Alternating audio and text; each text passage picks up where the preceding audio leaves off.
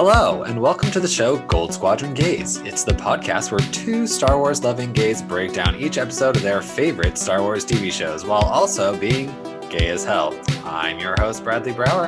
And I'm Charles Rogers, and welcome to the Genocide episode. I literally have a Baby Yoda kill count on my notes. Oh God. Oh my God. I didn't even think of that. I'm excited. The reason why I did it was because our Dane ferret count didn't change this episode. So that's why Correct. I didn't bother with that. I had it up the whole time I was watching, and I was like, okay, let's see if he's going to say it. Which I felt like there were a lot of opportunities for him to say it, but he didn't. But then I came up with this new count, which is Baby Yoda murder count. So there we go. The Baby Yoda murder count. We're going to turn into Dark Side Divas. Shout out Dark Side Divas. And they're doing their Clone Wars recaps right now. I swear they introduce a new, Anakin Skywalker red flag counter. Somebody's hand gets cut off counter. My personal favorite, the war crimes counter that they do. I feel like we're going to do that for murder counters. Yeah. Baby Yoda kill count, Ezra Bridger kill count. Oh my goodness. So before we get into the genocide episode, we are not a news show. We do punditry, and especially during these recaps because they're recorded a week and a half ahead of time, which really bit us in the ass last week. Because we recorded the whole ass fucking episode with Clayton with all the KOTOR references in episode 1. And then in between the recording and the episode going live, they announced the fucking KOTOR remake. They couldn't have done it a week earlier or a week later. They had to do it right perfectly in the middle. Right. Oh my God. So yes, Sony did announce at some PlayStation event thing. I'm a PC gamer, so I don't really care about most of the details of it. But they did announce that Knights of the Old Republic is getting remade. It is still going to be Legends. It is not a canon story. But they have said that Jennifer Hale is going to be reprising her role as Bastila Shan, who you might know her from Mass Effect. She's the voice of Fem Shep in Mass Effect. Bradley's, from his face, I can tell that he has not played the Mass Effect games. Okay, because when you said Jennifer Hale, I'm thinking, isn't that the girl from Pretty Little Liars or something? And then I'm like, oh, that's not even the same thing. Okay, we're clearly operating in two different spheres here. No, this is clearly not the same person. Other information about it is PS5 and PC exclusive at launch, but the way they phrased it made it sound like it's going to come to other consoles, so Switch port maybe. Hey, if that happens, I will gladly buy it. I would gladly play it, and then that way everybody in the world can just shut up about how good this game is, and I can just be like, okay, I played it too, people. Okay, I get it. I will not shut up about how good this game is. It's funny, and I bring this up because the way in which I found out about the KOTOR remake was the most hilarious on-brand thing for me. So I was at work, and I had put my phone aside for a little bit because I was doing some training. I was teaching someone something that was very involved and required us to completely focus, because if she had messed anything up on it, it would have been a catastrophe. I was hyper-focused on that for about 25 minutes, and then I came back to my phone, and the first thing I see is a message from Bradley that's just a photo of a TIE fighter desk, which was, how much was it, Bradley? 300 something. 300 something, $370 something. Right. And I responded, oh, I need this immediately. And he goes, oh, I thought that you would have wanted to save that money for that remake of that stupid game you're always going on about. And I'm like, what? What are you talking about? Tabbed over to Twitter, and right there in the 25 minutes I'd been away from my phone, they announced the KOTOR remake. So of all the people It wasn't Clayton. It wasn't any of the people I know who are fans of BioWare or KOTOR in general. It wasn't even Twitter. Of all the people to let me know that the KOTOR remake was coming, it's Bradley, I don't know what a video game is, Brower, who actually told me this. I find it hilarious because I was just on TikTok and I saw some random nerd reacting and they were like crying or whatever. And then like the trailer was playing and I was like, this is a dumb nerd thing. And then I was like, let me check on Twitter and see if this is real because I feel like you would be all over this. And so I went on Twitter. I didn't really see anything. All I saw was PlayStation conference, whatever was trending. Not particularly the games, right? Because I guess they were in the middle of the big like video announcement or whatever that was going on. So it hadn't caught up yet. And not even a second after I do that, I type in like KOTOR whatever on YouTube, and then of course IGN posted the trailer and I was like, oh, it's real. And so then I sent it to you and I was like, I guess it's real, but it's not trending on Twitter. And then I go to Twitter and then it's just trending on Twitter literally like 10 seconds after I'd done all that. So yeah, it's the fact that it was you that told me is just the most perfect thing. Yeah, because we know tons of people who are excited for it. I was the one that told Clayton about it. So, but of all the people, Bradley, I don't know what a Revan is, was the one that told me, which is amazing. I'm very excited for it personally, and I'm hoping they port it to Switch so Bradley can actually play it. Mm-hmm. That would be nice. That would be nice. It is relevant to us as it is the first confirmed LGBT character in Star Wars appeared in the original game, which was kind of neat. Yeah, it was, there's a party member who, if you're male, you're just like friends with her. But if you're female, she like confesses her attraction to you. Now, you're not allowed to reciprocate it. Oh. That's the thing. You're not allowed to reciprocate it in the original game. Well, this is a quote unquote but this is a remake, so you never know. They might change a few things.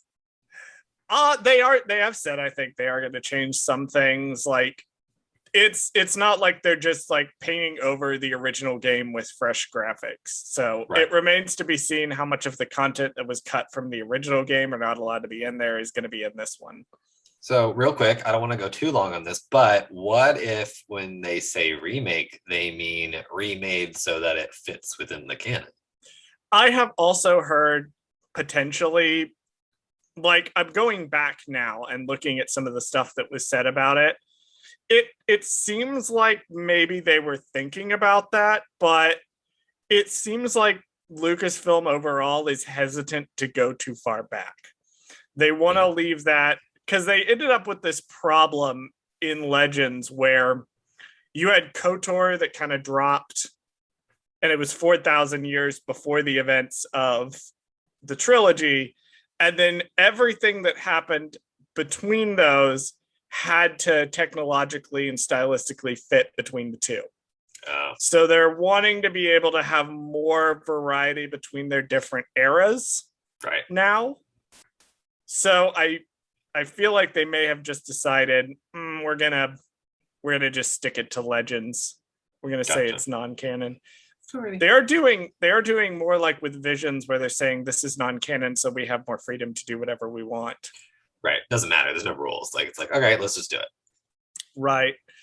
And I mean, canon is a ridiculous concept anyway, and I personally blame the Council of Nicaea for ruining Star Wars. But we don't have time to go into that now. Yeah, we can't talk about the sacred timeline anymore. We got to keep going. I've watched Loki, so the question is, what sacred timeline? Right. Well, in terms of our sacred timeline, we're going on to season 2, episode 2 of The Mandalorian, titled The Passenger. That was a terrible segue, but I'll allow it. It's the best I can do. This week, the Mandalorian agrees to take a frog lady and her eggs to her husband on some moon in exchange for information on other Mandalorians. On the way, the group deals with cops, ice spiders, and the murder of unborn children. Name one thing about this episode and one thing you did not, Charles. Okay, we're just gonna let that stay where it is in the past and not address that. One thing I really liked, I did like the production design on this. I thought the ice caves were cool. I thought the spiders were very impressive. In that I fucking hated them. Right. And I was very impressed. I'll note some specific details in the puppetry and the visual effects and things throughout this episode that were really cool. One thing I dislike, it's hard to dislike this episode because this was such like a potato chip episode where you go into it not really expecting a lot and not really a lot happens of consequence, and that's fine. You know, not every episode has to be, you know, the heiress or the tragedy or one of these like big major episodes or something happens. You know, some of them can be bite-sized. But I feel like if I was going to level one criticism at it, I would feel like maybe Mando should have learned a lesson by the end of it, which it doesn't feel like he really does. It feels like they're setting up like he's going to help the frog lady, but then he just kind of does it. And it's not like a moment. It's just the same thing he always does where he's like, I'm not going to help you. Please help me. Okay, fucking fine. Fine. That's his character. Yeah, I agree. What about you? One thing you liked, one thing you disliked. Let's see. One thing I liked, obviously, Return of Pelimoto. I think, honestly, I feel like she should just be in every episode. I love Amy Sedaris. I think she is a bright spot in the Mandalorian universe. Everything she says and does in this show is fucking hilarious, and I can't stand it. So I love her. One thing I didn't like you said, it's kind of hard to say what I didn't like. I don't think there was anything in this episode that I was so much against that I was like, ugh, this is just like this ruined Star Wars for me, you know? But I mean, I think maybe because when I was doing my notes, I noticed that we didn't get to the action until the literal halfway point of the episode. Mm-hmm. So maybe other than that scene at the beginning. Right. So I'm thinking like maybe I don't count teasers though as the action of the episode because it's just a teaser. So I mean, after that point though, like we didn't get to the halfway point until anything exciting super happened. So I'm gonna say maybe it felt like it didn't ramp up fast enough for me. Maybe it just needed a little bit more, maybe a little less time on, you know, Tatooine, a little more time either in space with the cops or more time with the spiders. I don't know, something. Yeah, and it transitions nicely into that first scene. And I will say, you know, thinking about it, I don't know how necessary that first sequence really was. Like you could have honestly started with him just walking into town and had more time on the ship. But right. Bradley, you want to talk us into that scene so we can talk about it? Exactly. Our episode begins on Tatooine with Mando returning home with Boba Fett's armor. Before he does, he is ambushed by child nappers. I mean, it's a very Western scene. You know, with the tripwire coming up and knocking the thing down. But it felt like it really could have been excised. Like it felt like it was just there for the joke of him walking into town with the armor. Yeah, I almost feel like really the only true joke though was him getting the jetpack to the alien and then the alien flying off and then falling. You know what I mean? Like it wasn't very. That was immensely funny. It was funny, but at the same time, you're right. This whole entire teaser could have been cut from the episode, and it would not have changed a single thing about the episode. I mean, like you could actually take the first part where he's riding on the bike. You could literally have him park the bike instead of this whole sequence and then just put all the stuff on his shoulders and then walk into the bar. Like that would be the whole scene. Or the bike runs out of gas. or something. Yeah, like something the bike simple as runs out that. of gas in the middle of the desert. Right. I don't know. I feel like you could have sacrificed part of this scene in order to spend more time later on. Mm-hmm. I also question, so it's not stated directly in the episode, but it is mentioned in the subtitles that these guys are bounty hunters. Oh, really? Oh, I did not catch that. Yeah, it feels like that's part of it, is that bounty hunters are hunting the child. And we're supposed to ask, who is hunting the child? I mean, obviously it's Moff Gideon, but like, because it's never stated in the scene, it's almost an afterthought. It's my last note for the scene.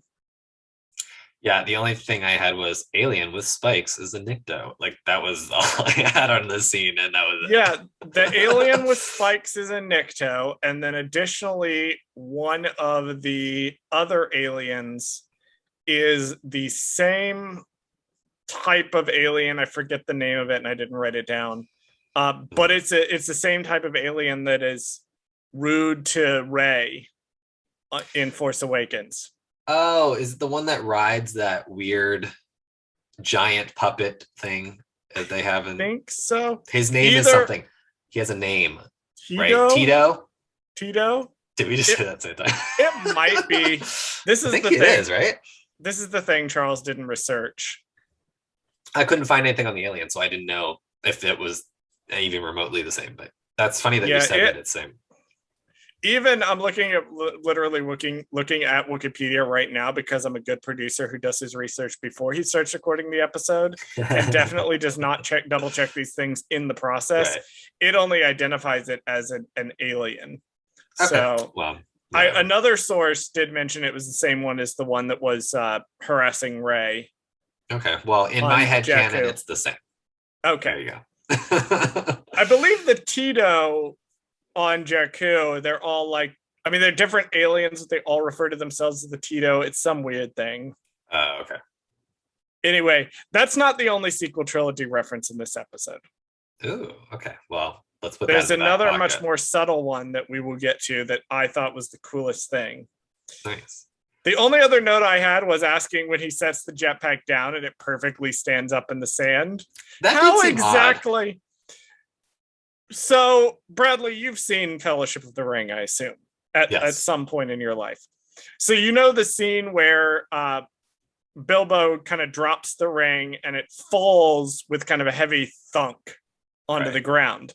The implication being that it's super heavy because it doesn't bounce. I would always try to replicate that with the little miniature One Rings that I had as a kid.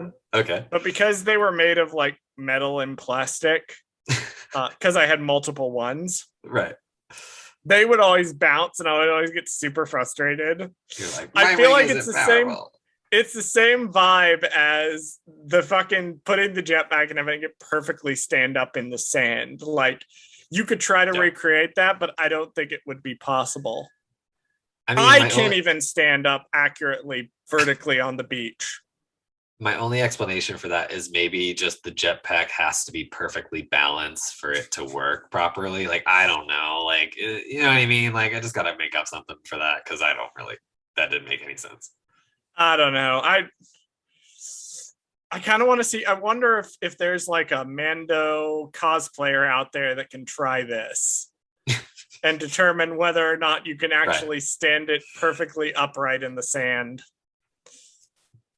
Either way, moving on to the next scene. Next up, Mando has to make the long walk back to town where he stumbles into the Mos Eisley Cantina. Inside, he meets up with Pelimoto and Dr. Mandible playing Sabak. I think now is a good time to talk about who directed this episode.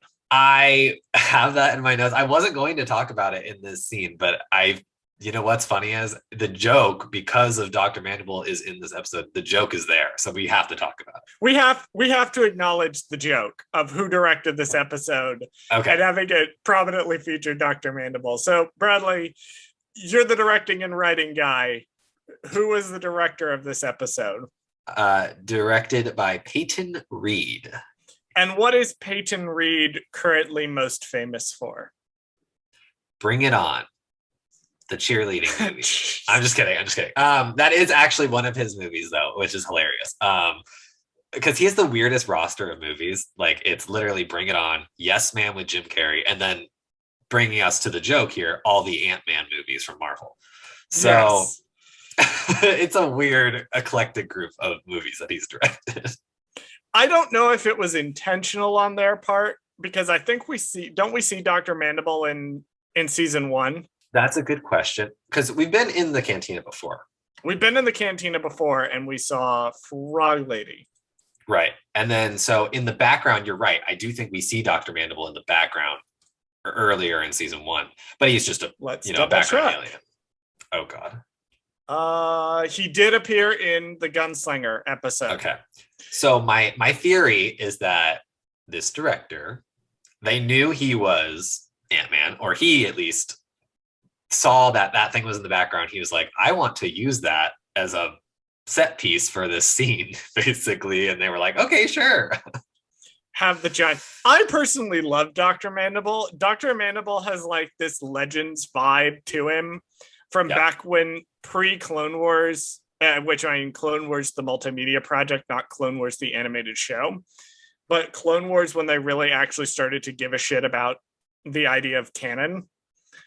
Pre that, when you could just throw anything you wanted at the wall and it was ridiculous, but it was in there. He harkens back to that, and I love it. I love Dr. Mandible so much. I kind of want to see him more. I don't know why, or at least more of his species. Because I mean, I know he's just a giant ant, but it's still funny. Because it just makes Star Wars more fun when you have dumb creatures like this that are just playing cards with people. Like, you know what I mean? Like it's just makes it more fun. That's the nice thing about Star Wars is that it doesn't take itself so seriously. You can have shit like, it's a giant ant called Dr. Mandible. Right. Why? Who gives a fuck? Who crap? What kind of doctor is he? We don't know. That's a great question.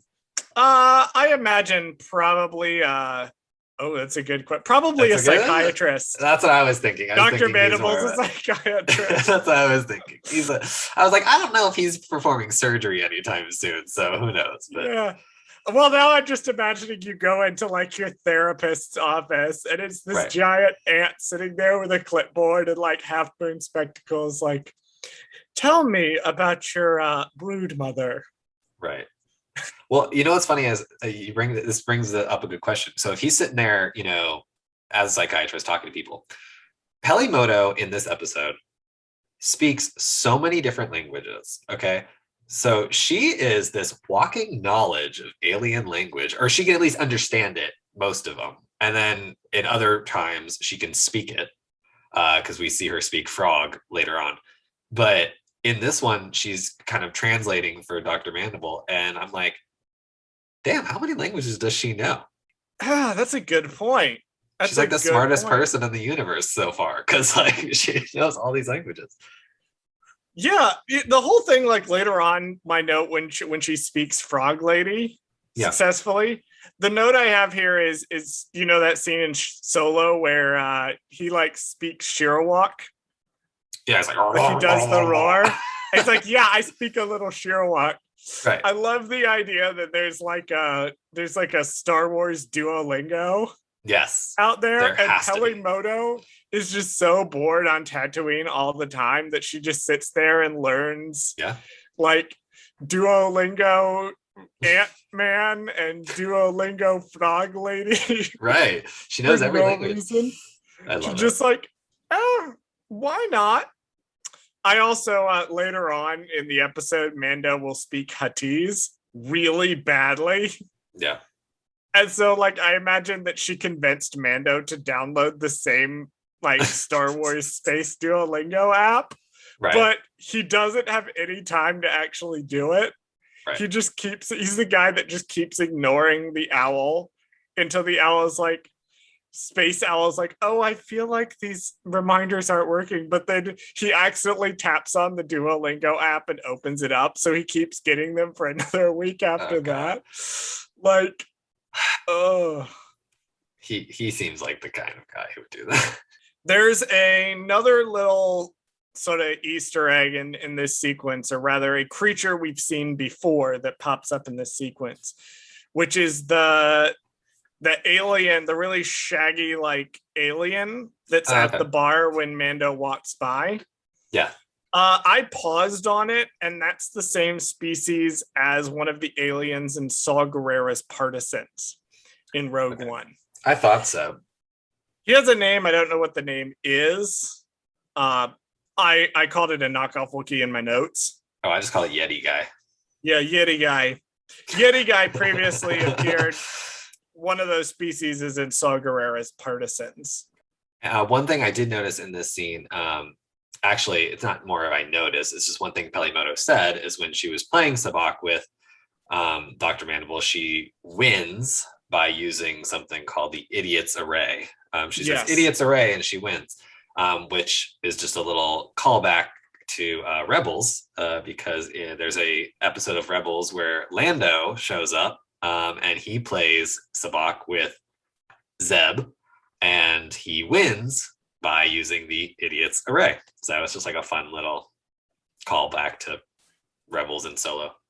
It's actually a call further back, because Idiot's Array being the winning hand and Sabacc the best one you can get, I think goes back to like some book from the 1980s. Okay, well, I wasn't going to go that far. I constantly have to one-up you. That's the thing. It's very impressive that you remembered that, but I can go back further and more obscure. Oh, God. Because I don't have a social life. Back at Pelly's place, Treadwell cooks some dragon meat, and we meet our passenger, Frog Lady, and her eggs. So the pod racer engine that we noticed last episode is the thing cooking the meat. I thought that was neat. That. Yep. Now I have a question, because I know that this droid cooking the meat is the same type of robot as Treadwell from the Empire movie, but is it the same droid? Because she says she just calls him Treadwell. So it was weird. I didn't actually do any research on this. I couldn't necessarily find it. I just saw that it was the same type of droid as what all my little notes said online. But then she specifically in the episode says, hey, Treadwell, don't overcook the meat. Yeah, I don't know if it's the same. I'm looking at Wikipedia now. Okay. I don't think it's the same droid. I didn't think so, but it was weird that she would call him that. The droid has appeared several times. The type of droid has appeared several times in the Clone Wars. It appeared in Chapter 5, The Gunslinger. It looks like... I don't know if it's the same droid. I don't think it is. Probably the same one we saw in Chapter 5, but I don't think it's the same one from Empire. Another note on what she says here. She says she likes it medium rare. She's not a Rhodian. So I thought about that, and I was like, so does that mean Rhodians like it well done, or they like it rare? Like, I don't know what she was. They like it wrong is the point. Okay. Either way is incorrect. It's wrong. Right. Either way is incorrect. My question is how you're going to cook something that size.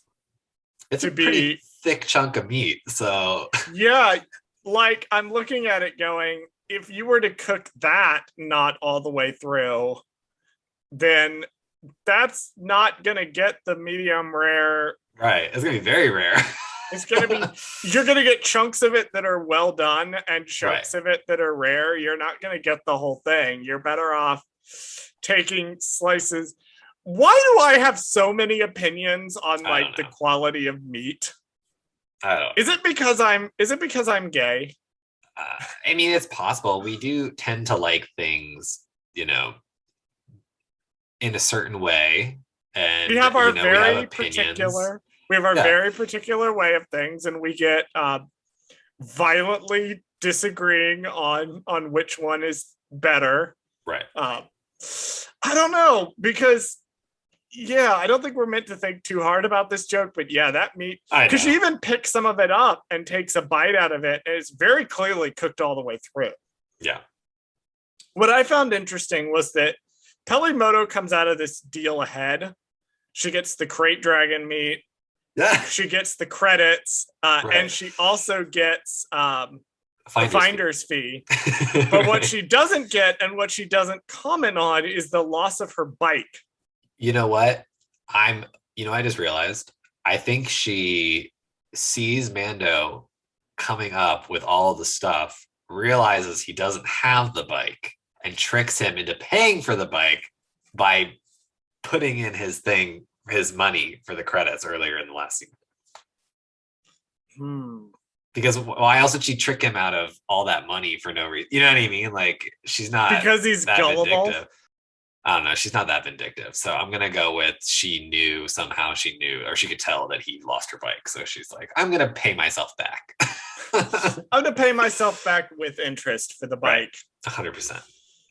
Well, I do hope we see her again later on in the series. As much as I don't like when we go to Tatooine, I do think it's worth it to see Pelimoto. I agree. But she does introduce us to the Frog Lady, so that's nice. Let's talk about Frog Lady. Specifically, let's talk about who plays Frog Lady. Okay, well, there's two things there. Yes. So there's two things. So which one's more important to you to talk about? The person who voices her, or the person who does the body work? Let's start with who does the body work for Frog Lady. Gotcha. So the body work is done by Misty Rosas, which is also someone we know from season 1, because she did the body work for Quill in season 1. It looks like, I checked this on Wikipedia, it looks like she did the body work for episodes 1 and 2 for Quill in season 1, and then I think 7 and 8 was somebody else. Or 7 was somebody else. That's just what it says on her IMDb, so that's just why. But yeah, she did do Quill, which I think we might have mentioned at the time. We did. She also did Frog Lady in episode 2. So this brings us around. Full circle. Full circle. Full egg. But I'll let you tell us who does the voice of Frog Lady, which is random but hilarious. Yeah, I saw this and I went, what? Okay, so Frog Lady is voiced by the actor who voiced my favorite character in all of Star Wars, Bismarck, but he is a spider and also a cyborg sometimes, Admiral Trench. However, this person is most notable for voicing every single clone ever. Frog Lady is voiced by D. Bradley Baker. Nice. Collecting yet another paycheck from Disney. I mean, you know what? Good on him. Like, if you're gonna do voices, just do as many as you possibly can. Do them for Star Wars. You know what? Fun fact. Also, he recently had a birthday, August 31st. So it was his birthday a couple weeks ago. So we didn't really, or last week. I'm sorry. Happy belated birthday. Right. So belated D. Bradley Baker. But because I only saw it because I saw This Week in Star Wars this week, and they were like, oh, it was his birthday last week.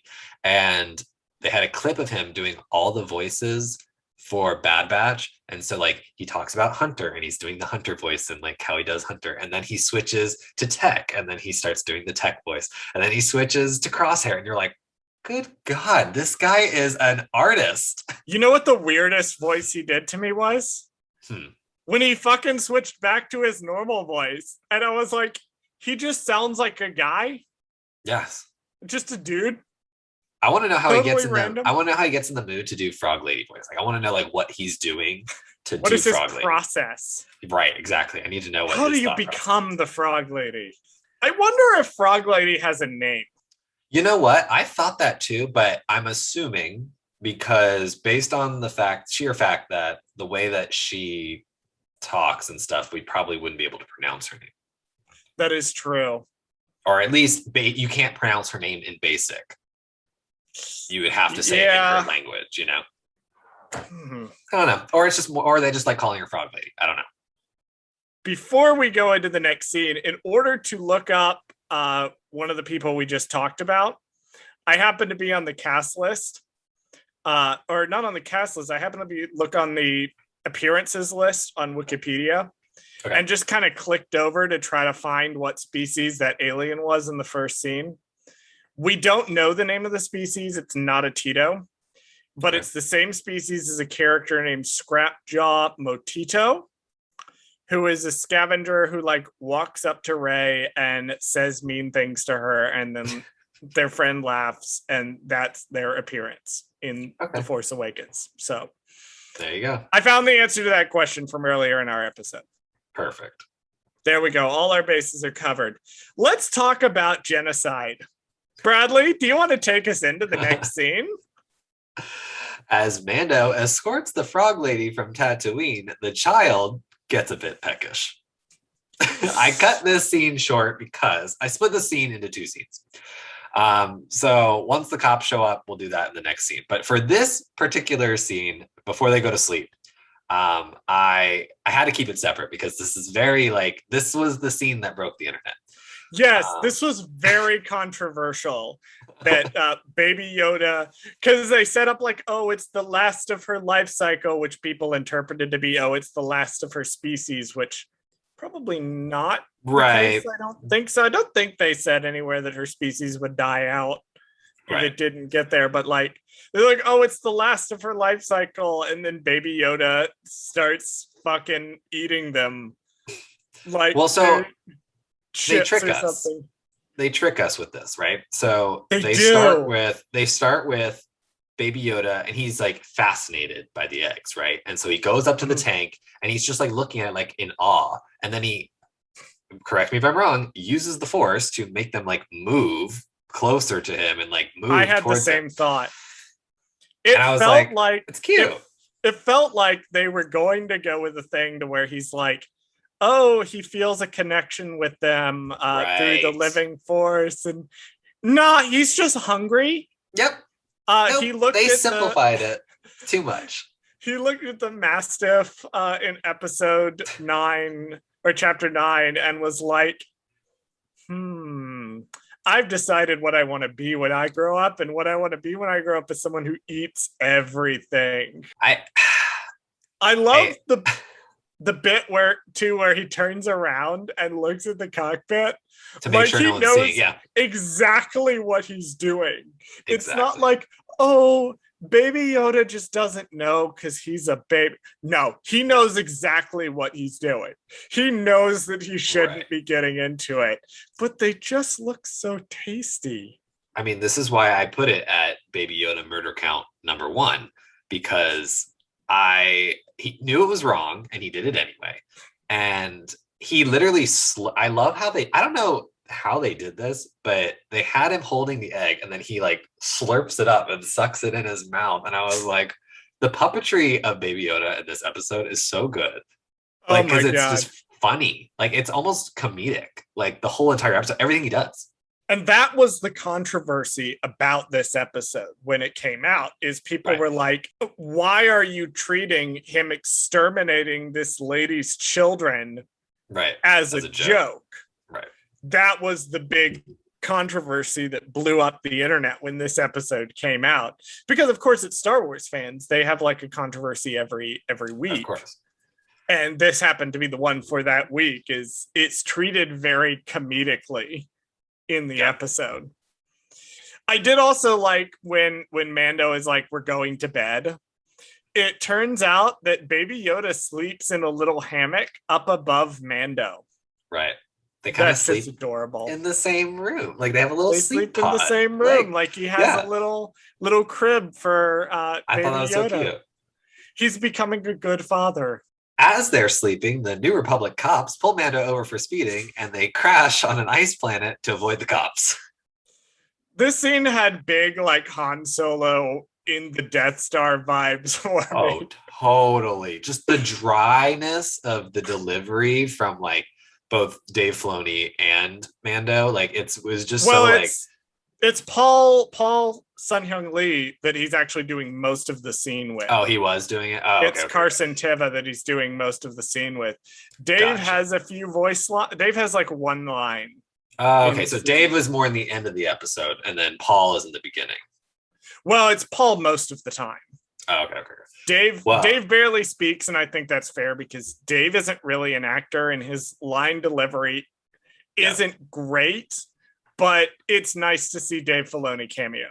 Gotcha. So it's mostly Paul Sun-Hyung Lee who is joining us. Was he in I don't think he was in season 1. Well, no, because it was just the directors in season 1. It was just the directors. Okay. It was, the 3 directors. But it was interesting too, because I just love the way he delivers the lines then, because he, like, my favorite was, he's like, Mando says something along the lines of like, this thing is not working. And he's like, we'll wait. This is wonderful. We got time. Absolutely wonderful. Like, I love this whole vibe. And yeah, Paul Sun-Hyung Lee, who's going to show up a few times in this season, most famous for Kim's Convenience, which was a show that also had Simu Liu in it, who just exploded onto the scene by being in Shang-Chi. I have not yet seen it, but I have heard that it's very good and it made a lot of money. But the fun thing about Paul Sun-Hyung Lee is that he's also a huge Star Wars nerd. Remember we talked about last week, we talked about with Amy Sedaris how it felt like she was just happy to be here. Right. This guy genuinely is like a huge Star Wars fan and has done Star Wars cosplay in the past and like was a huge fan before being cast in this. So he clearly is having a lot of fun with his role here. Good. The other thing I want to bring up is I want to bring up the ice planet that they're on. Did you do any research on which planet that actually was? Not a clue. That is a planet called Maldo Kreis. And we have been to Maldo Kreis before in episode 1. Okay. It is the same planet that we opened the show at. Oh. Yeah. Like you're talking about like the pilot episode when Mando is on the ice planet. When Mando's on the ice planet getting the mythol. Wow. Yeah, it's the same planet. That's a terrible planet to be on. There's a lot of shit on that planet. A lot of fucking animals that are annoying. Oh, yeah. Like, why are they all on? Like, wait, that's a terrible fucking planet to be on. Why would you ever? There's giant walrus things. There's giant... Why is there a settlement there? Who is settling here? Who is hanging out here? Interesting. Who's just chilling? At least now we know where the cops kind of hang out while they're waiting to find Mando later on in the episode, because they just went to the settlement. They just went to the bar. Yeah, they went to the bar. Like, and they're like, all right, we'll find it later.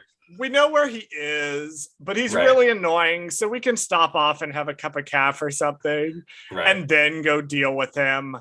It's like there was a movie that came out like, I want to say 15 years ago or something, called Disturbia.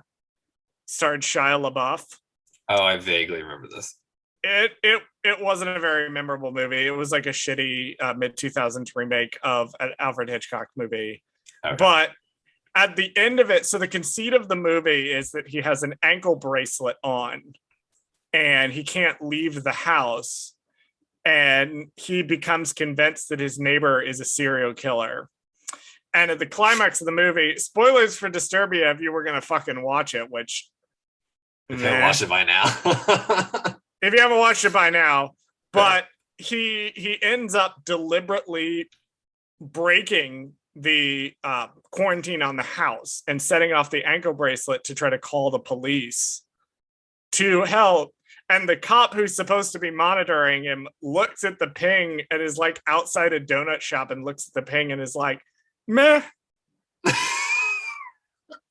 I'll kind of mosey on over there. Right. Nah. That's hilarious. But I feel like it's the same vibe here, that they were like, well, we found him and scans indicate that he's being chased by spiders. But, you know, we also have time for a cup of caf and maybe to use the refresher before we head over there. Exactly. Oh, my God. The only other thing I have is two things. One is the gorgeous flying through the sky. Jesus chasing Christ. him. I don't know if that was the most beautiful aerial shots in Star Wars I've ever seen, but it was. I absolutely love his trick for losing them. Yes. Where he like is flying through the clouds and he waits until they don't see him. Like, he uses the clouds. The clouds are not just there to be beautiful. They are part of the scene, that he uses them to like shut off the ship mid-flight and drop it down below the clouds. Right. Like, that was awesome. I loved that. And then of course, there's a little, I don't know if you'd call it an echo of A New Hope, but there was the little ice trench run where he goes through the ice trenches. So we've been getting better about seeing echoes since we watched Bad Batch. Yeah, I know. It's like we're experts. Is there an echo in here? Yes. Yes, there is. I'm Echo. I'm Echo. The whole thing, like when the ship crashes and is broken up and he's walking around through it. I've been playing a lot of a game called Subnautica Below Zero recently, which has that same vibe. I just love Arctic biomes in general. Yeah. I love the ice and the way that the like ice forms, these caves and things. So it was giving me really strong Subnautica Below Zero vibes. I did Google it. Frogs are cold-blooded. So it would make sense that she was having a bad time right after the ship crashed. After falling down into the ice cavern, Mando checks on the eggs and the damage to the ship. Everyone tries to stay warm, and the frog lady becomes a droid ventriloquist. I did jump ahead of you slightly. Slightly, but that's okay. No, but you're right. I was curious because not only my first question was, why was she on Tatooine as a frog? So that's a desert planet and frogs don't mix because she's amphibious. And then now she's on an ice planet and you just told me that she's cold-blooded, so she makes bad life choices. Why is now she's on an ice planet? She's going to fucking die. Although I love how the second they crash, Baby Yoda's like, oh, time for another snack. Well, time to genocide more. Yep, Baby Yoda murder count is at least 2, I said, because Mando goes, how many did you eat? It's hard to say. I'm sure someone with more time could check how many eggs were in it originally and like try to figure out how many eggs Baby Yoda actually ate over the course of this episode. Well, this is the last time I have that he actually eats an egg, so it's not the last time in the episode he'll actually eat an egg. Are you sure? Eggs. I'm 100% sure. We'll get to it. I did like how when Mando's like, let's go to sleep, Baby Yoda like curls up on his chest. Oh, I know. It was so cute. Kind of reminds me. Yeah, I was going to say it reminds me of how my cat sleeps sometimes. Kind of like curled up in the crook of the arm. It was just adorable. But we also got the droid. So Zero from season 1, voiced once again by Richard Ayoade. I hope I pronounced that right. I hope so, because it's not how I was going to say it. Well, he's back to voice the droid. Gotcha. But now, I have a question about that. So they made a point of being like, he saved the droid. Like, he saved the pieces of it. And then they now confirm to us, because the frog lady says, I bypassed his security, whatever. I'm only using his voice box. Like he's not on, he's not working. I'm just using his voice to translate.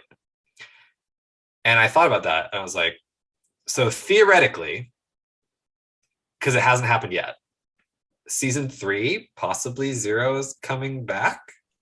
Like possibly. I'm excited if he does come back. Because first of all, if he does, that just opens the door for hopefully another droid to come back.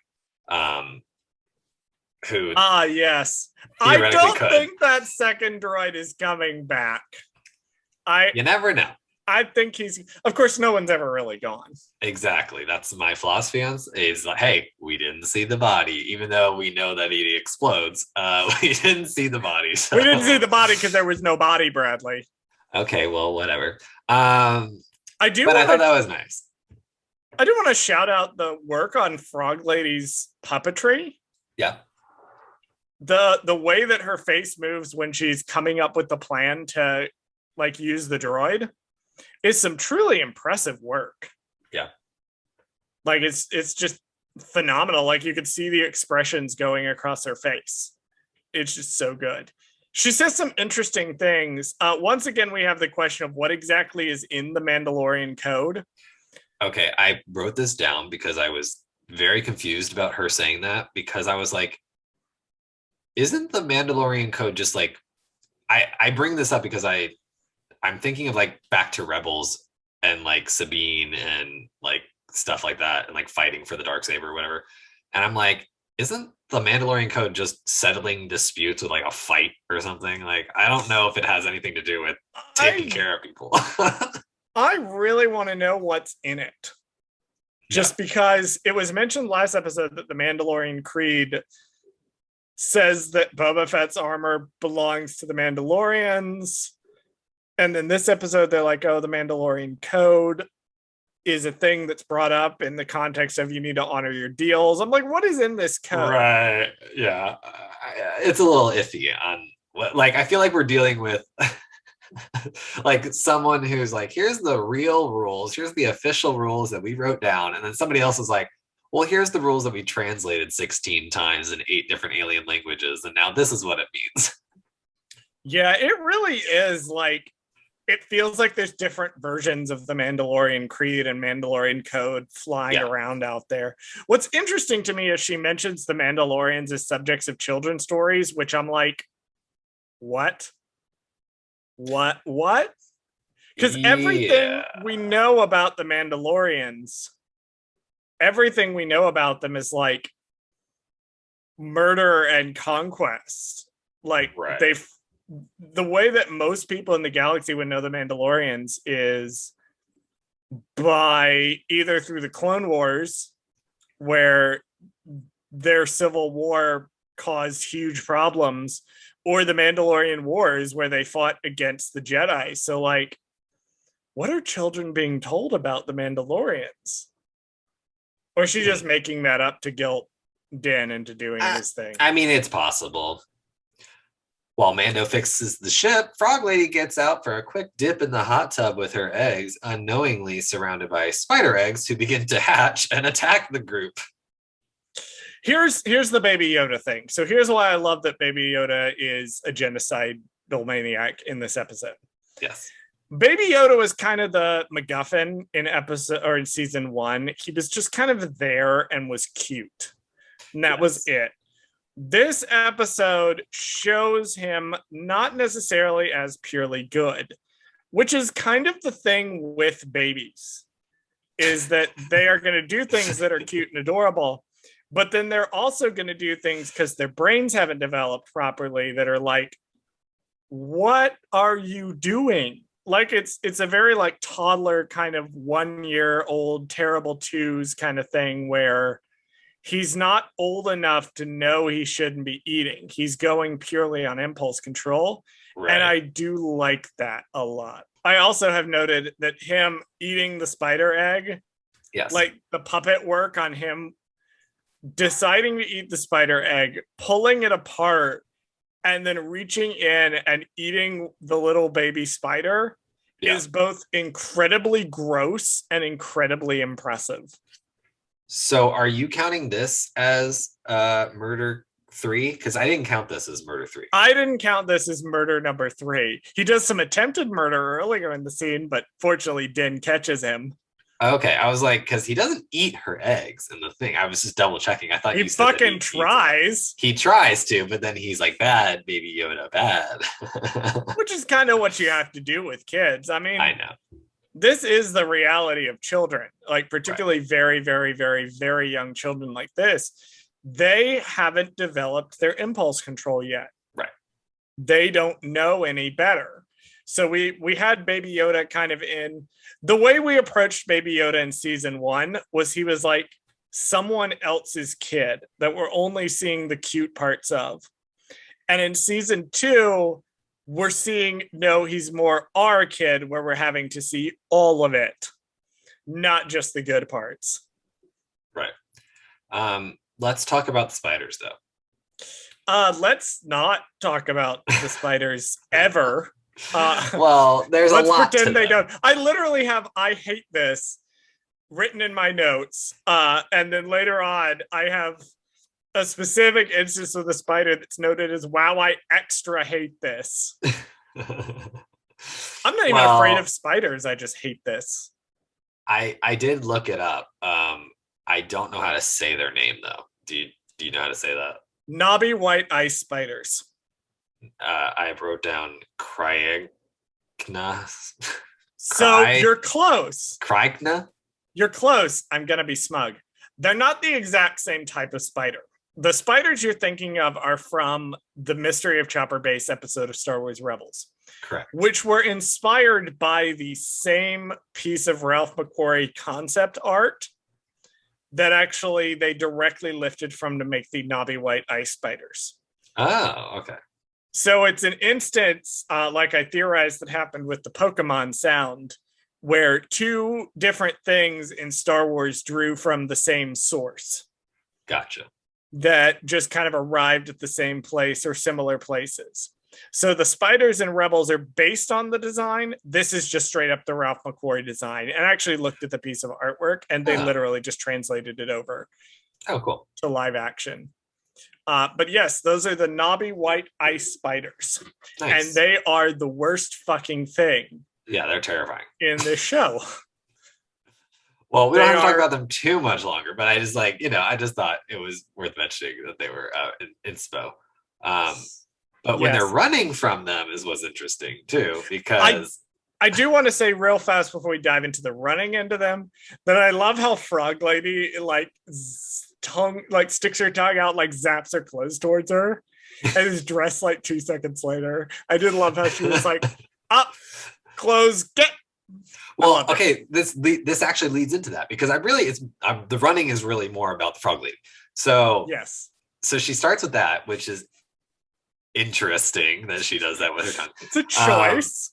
And then we get this hilarious sequence of them running. I wouldn't call it hilarious, but they're running, and she realizes, oh no, they're catching up to me. And then proceeds to begin hopping instead of running. And she goes way faster because she's reverting to her, I guess, regular movement. Maybe she's so used to fitting in with, if you look at this coming off of the Imperial reign. So the Imperial reign was incredibly xenophobic.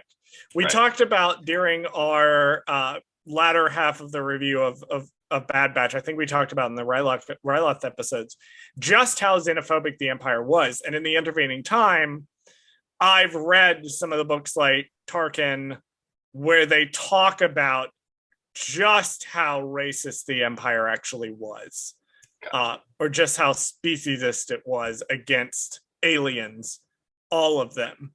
The way they would classify the Wookiees as subhuman so that they could justify using them as slave labor, things like that. Somebody living in that era, even as far away as the Outer Rim, may feel the pressure to conform to quote unquote human styles of doing things. So that may be at that point her natural inclination at this point is to run like a human. Mm-hmm. And then she doesn't. It's more effective than a fucking flamethrower. Okay, so now I'm glad you transitioned because I knew you were going to want to talk about this. We're going to talk about the fucking flamethrower. Well, luckily, I forgot about this episode, right? So I forgot that in this part, he ignites the flamethrower, but then we don't see it. And then we see the orange glow from the cave and then they run out. So I was like, Charles got lucky this time because we don't have to see the flame and it was successful, I guess. And then, we don't really know. I would argue it wasn't in this sequence because it didn't really do anything to slow them down. He lights the thing. Right. And the time he takes to light the thing, they could have been running. So, no, I guess because in the sequence, they're surrounded and he has to blast his way out with it.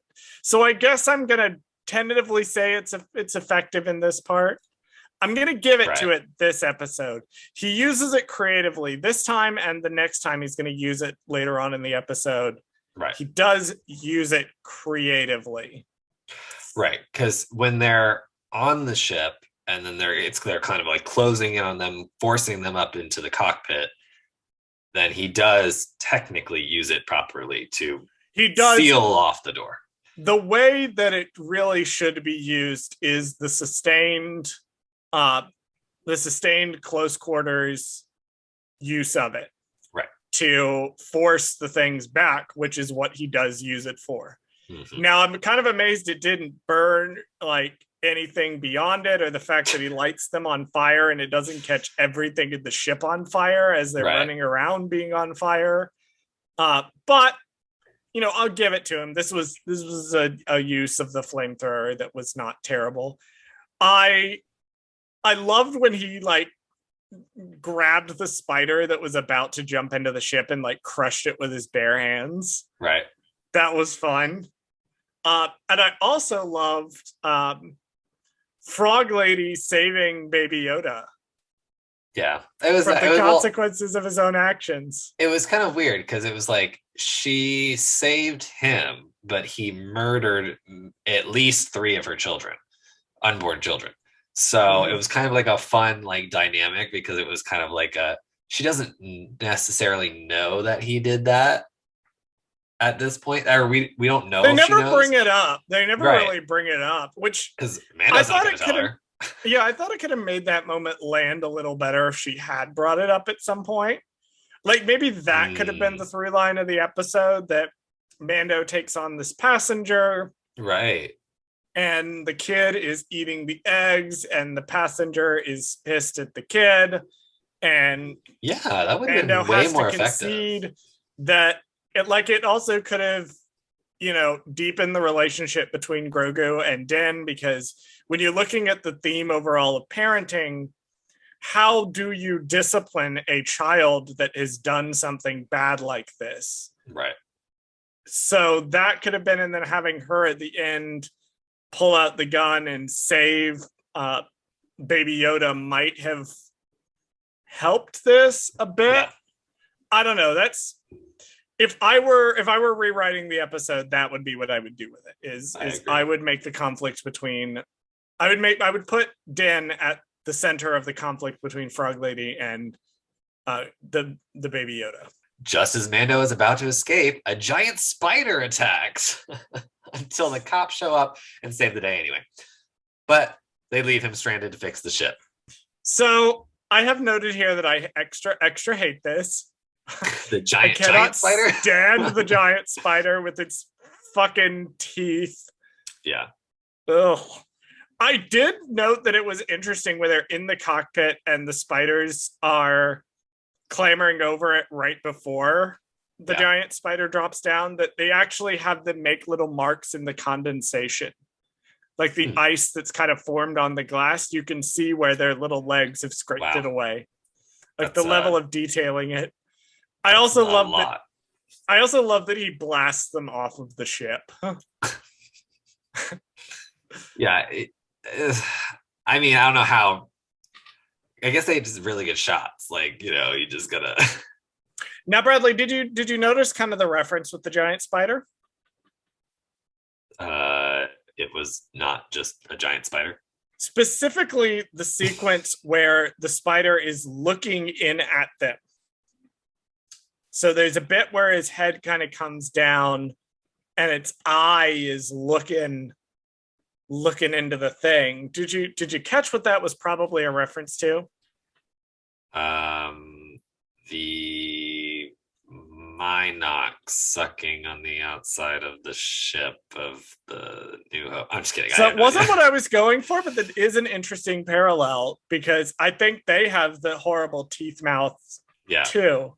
No, I was thinking of a movie that was produced by Kathleen Kennedy, that co-stars Laura Dern, and was scored by John Williams. Yes, I see the Jurassic Park reference now.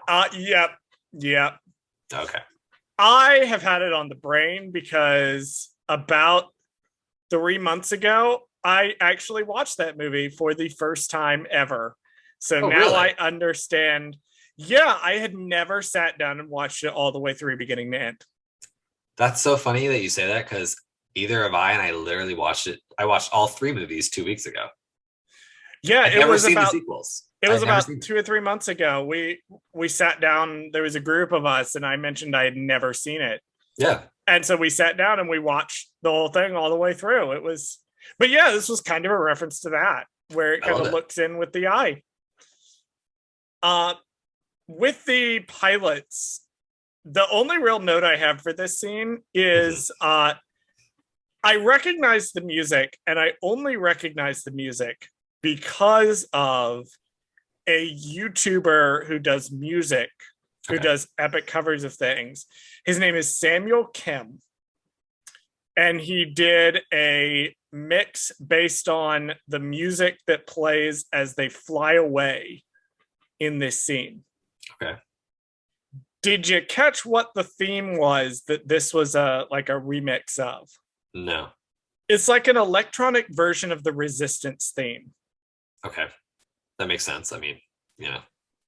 But it's an interesting choice that they went with for the New Republic to do like this slowed down synth kind of version of the Resistance theme. Right. Huh. That was something cool that I noticed in this sequence. Also, please check out Samuel Kim music. It's very good. The only thing I had for the rest of the scene was what their reasoning was for not arresting Mando. Like, I was very confused because okay, so they said the reason why you're wanted, like the reason why we want to arrest you, is because you broke out a prisoner, which he did. The male Twi'lek, yes. Right. They broke out the prisoner in the prisoner episode. But he also captured, I guess, 3 bounties in his time during bounty hunting of 3 very dangerous people. Okay. Let me helpfully explain to you what's going on in this sequence. Okay. So what happened in this sequence, it has been a while since we watched episode 6 of season 1 where this occurred. Do you remember how at the end of it he locks Mayfeld and Natalia Tennant, Twi'lek, and that makes so Devil much more Guy. Sense now. So the implication here is that they watched the security recordings from the ship. Gotcha. And they saw him stand up for Matt Lanter's character, Lieutenant Davin. Right. And also that he locked those guys in the cell at the end of the episode.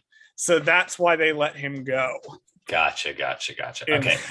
I was so confused because I was like, when did he capture 3 prisoners or whatever? I was like, oh, and honestly, that makes the next episode, or not the next episode, the future episode that we see one of these characters return in prison, make so much more sense now. Yes, that's what happened. It's like literally the last shot of the episode, we find out that he's actually imprisoned all of them. Gotcha. Now he just straight up murders both the male Twi'lek prisoner and the guy that sent him on the job. Right. Well, actually, the Republic did that. Yes. Well, he also put the transponder on there. That's true. But it was interesting too, because I guess they wouldn't have known that they blew up that guy, but they just they don't seem to have known that that he was the one that put the transponder on there to blow up the guy. Right.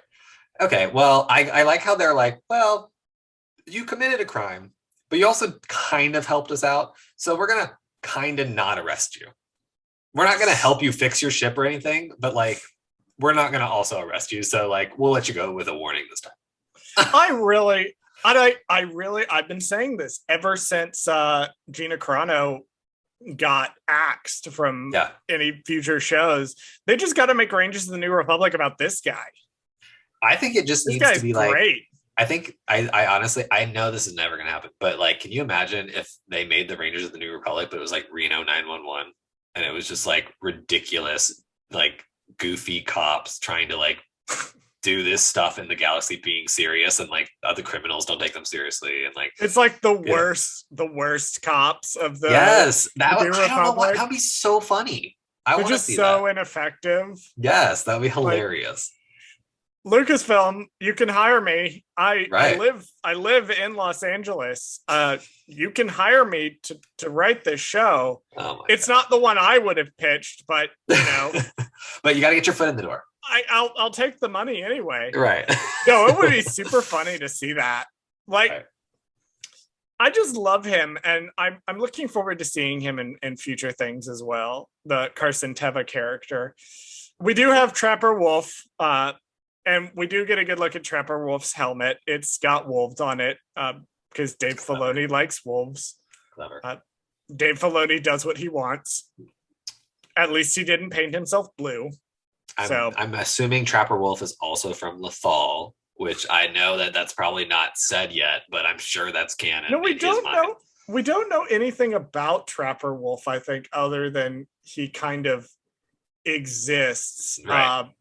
Yeah, I'm looking at his Wikipedia page now, and it doesn't say where he's from or anything about him. I'm assuming he is, just because I know that at some point Dave Filoni is going to be like, I have to make sure everybody knows where he's from. And then also he happens to always have a Lothcat in his X-Wing with him or something. Like, you know what I mean? Something silly, like he has like a companion with him or some bullshit. Like, I don't know. It doesn't say anything about it. It's mainly just a cameo role. Cool. All right. But it doesn't. And then my final note. So this is the number 3 that you missed. The very last shot of the episode, Baby Yoda, like it reveals that he's hidden an egg and he eats it as soon as Mando goes to sleep. Okay. See, I didn't see that because right as the ship was about to like take off or something, I just cut the episode off because I had already fast forwarded to the credits so I could see who the guest stars were.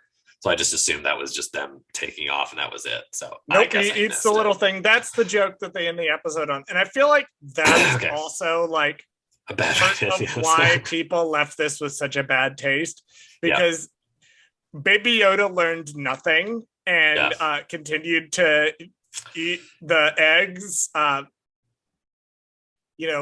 That left people with kind of a sour taste in their mouth regarding the episode. So I personally thought it was, on brand. He's a kid. What's he going to learn over the course of this episode? But I agree with you that Mando should have learned the parenting lesson in this episode. Like that would have been like the thing that made this episode not just a detour episode. I mean, I guess technically this is part 1 of next week's episode, technically, because it kind of leads into a little bit in the beginning of the next episode is carried on. So they sort of connect. The first 3 connect to each other really tightly, that you really can watch the first 3 episodes kind of as their own trilogy, which is interesting because they go to a desert planet, ice planet, and water planet, one after the other. You're right. So, Bradley, did you have any additional thoughts on this episode? No, it was I'm putting it as after the first episode we watched and now the second episode we've watched, this is my second favorite episode. So far, this is number 2 for me. This is number 2 on the list. So we might have to we should keep ranking them as we go though. I feel like you want to keep ranking them? Yeah, because end with a season 2 ranking list. Right, because as we will rank them as we go, and then that way that way we're keeping them fresh in our minds as we go, but then they're only being compared as we are watching them, not as like a afterthought. All right, let's do it. We'll rank we'll rank season 2 episodes as we go along. I don't have any other notes for this one. It was kind of a detour. I wouldn't call it filler. Stuff happened in it, but it's a pretty I don't want to say forgettable, but it's a pretty kind of meh episode as far as it really is just like eating potato chips. It's there and it's satisfying, but you're not going to remember it an hour later. Well, eating eggs. Yes, you could eat eggs instead. Right. All right. Oh, boy. Thank you for listening to Gold Squadron Gaze. Did we forget something? Email us at goldsquadrongays@gmail.com. You can follow us on Twitter at goldsquadgays. And you can follow us on Instagram and TikTok at Goldsquadrongays. Subscribe to us on YouTube at Goldsquadrongays, where we post this podcast as well as exclusive video content. Please join us next week and every week for another episode of Gold Squadron Gaze.